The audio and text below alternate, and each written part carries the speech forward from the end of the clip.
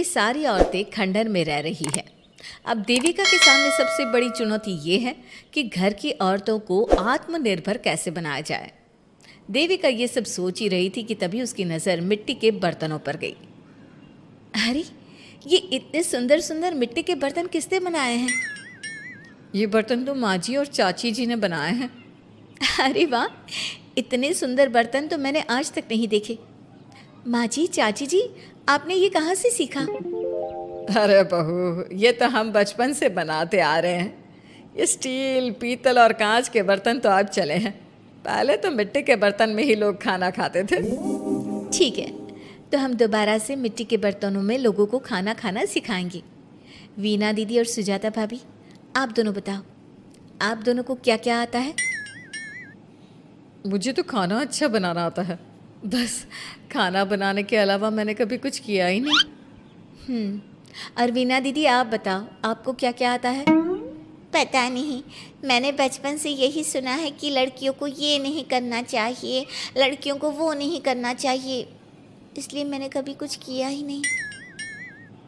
देविका, वीना को सिलाई, कढ़ाई और बुनाई बहुत अच्छी आती है।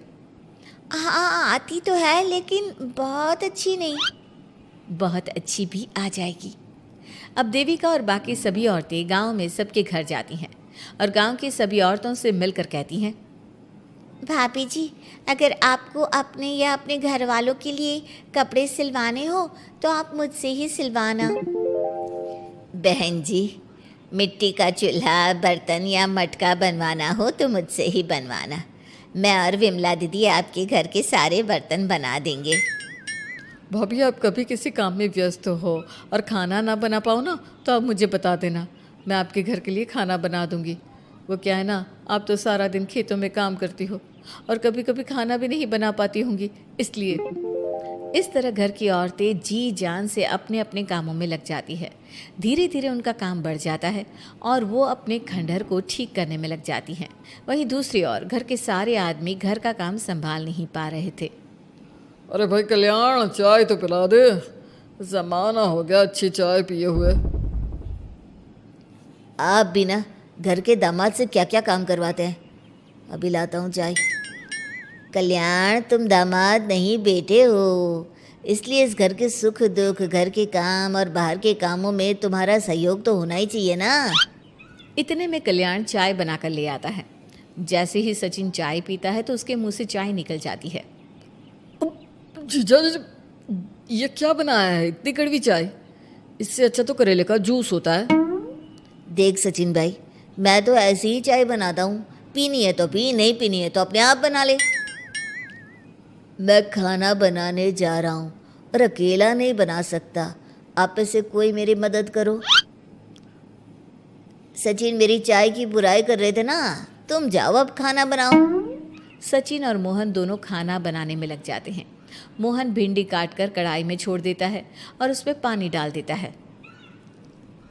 आपने भिंडी में पानी क्यों डाला? शायद पानी नहीं डलता, पता नहीं, लेकिन माँ ने कभी भिंडी में पानी नहीं डाला था। लेकिन बिना पानी के भिंडी बनेगी कैसे, मतलब गलेगी कैसे? बिना पानी के बनाएंगे तो चिपक नहीं जाएगी कढ़ाई से? पता नहीं, चलो देखते हैं कैसे बनती है भिंडी। भैया, कितने दिन हो गए ना अच्छा खाना खाए हुए। खाना तो सुजाता बनाती है, इतना मज़ेदार खाना कोई और बना ही नहीं पाता। सचिन और मोहन खाना तैयार करके ले आए। सभी आदमी खाना खाने लगे। खाना बना तो बहुत बुरा था, लेकिन किसी ने बिना कुछ कहे खाना खा लिया। तभी जोगिंदर ने कहा, घर की हालत कितनी बुरी हो रही है, जगह जगह जाले लगे हैं। 2 दिन से तो किसी ने झाड़ू भी नहीं लगाई घर की। हाँ, और घर में गंदे कपड़ों के ढेर लगे हैं। मेरे पास तो यह आखिरी कुर्ता ही बचा है पहनने के लिए। कल्याण, मोहन, तुम किसी नौकर को रख लो ना। हमने 1-2 लोगों से बात की थी नौकर के लिए, लेकिन कोई घर में काम करने के लिए तैयार ही नहीं है। गांव के सभी लोग खेतों में ही मजदूरी कर रहे हैं। घर के सभी आदमी घर के काम में लगे रहते हैं, तो वो अपने खेतों पर भी ध्यान नहीं दे पाते और उन्हें हर महीने आर्थिक रूप से नुकसान उठाना पड़ता है। धीरे धीरे उनके घर की हालत खराब होने लगती है। एक दिन कल्याण सबसे कहता है, घर को तो औरत ही संभाल सकती है, हमारे बस का नहीं है घर संभालना। हमें किसी तरह से उस सब को वापस इस घर में लाना ही होगा। अरे कल्याण बेटा, पंचायत का फैसला था कि औरतें हमसे माफ़ी मांगे, लेकिन उन्होंने माफ़ी नहीं मांगी। अब हम उन्हें बुलाने गए तो उल्टा हमें ही अपनी अपनी पत्नियों से माफ़ी मांगनी पड़ेगी। हमें कोई ऐसा रास्ता निकालना होगा कि वो मजबूर हो जाए हमारे पास आने के लिए।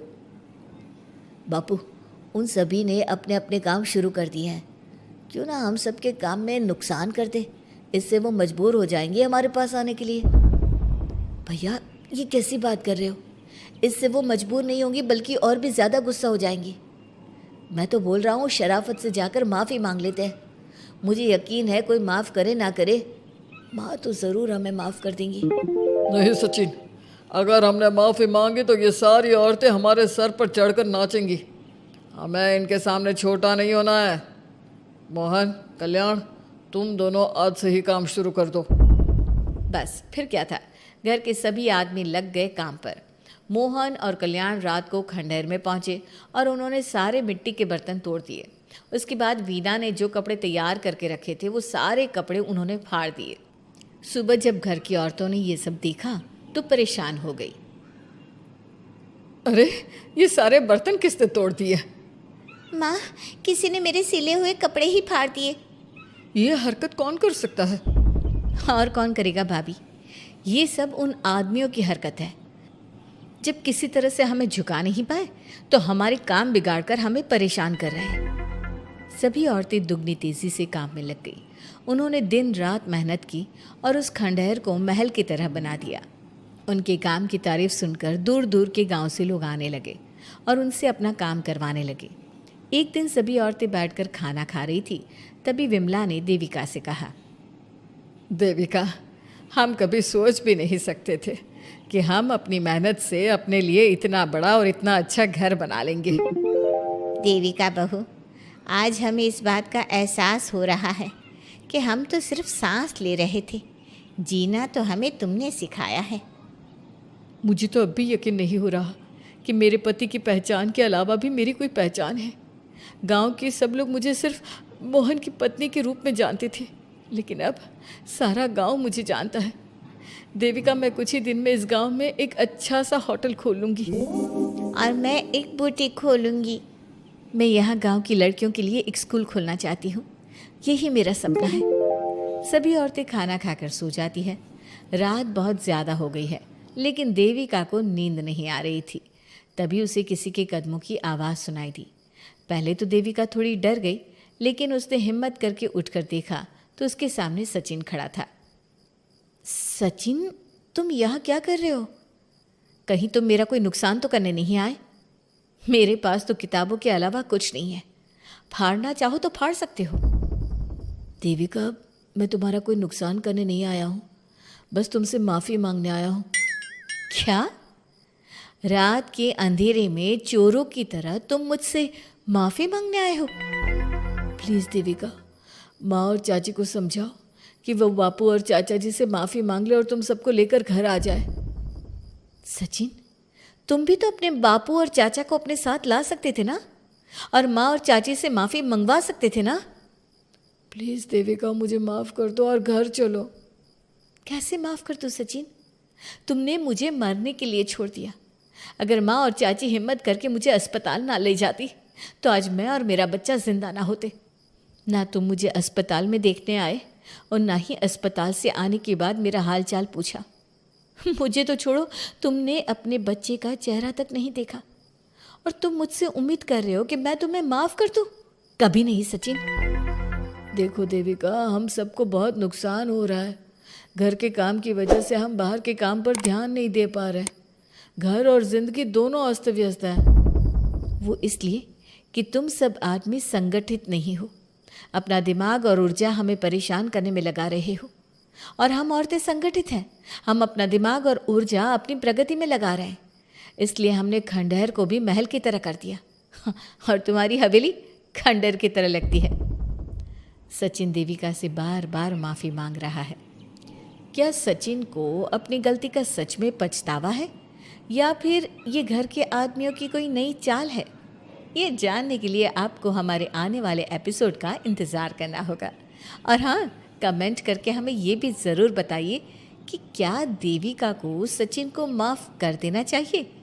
क्या उसे सब कुछ भूल कर सचिन के साथ अपना घर बसाना चाहिए, या फिर सचिन को भूल जाना चाहिए?